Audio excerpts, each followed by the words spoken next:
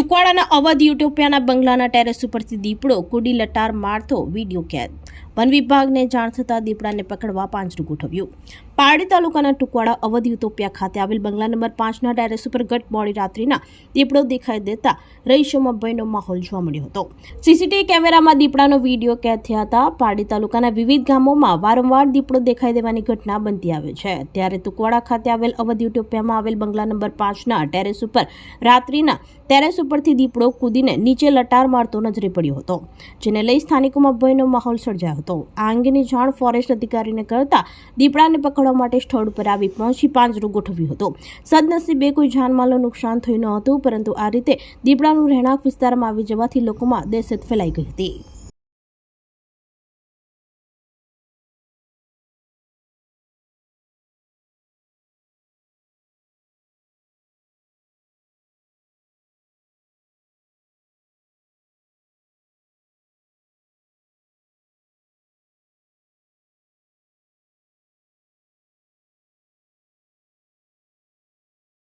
આપણી સંકલ્પ ન્યૂઝ ચેનલને સબસ્ક્રાઇબ અને લાઇક કરો.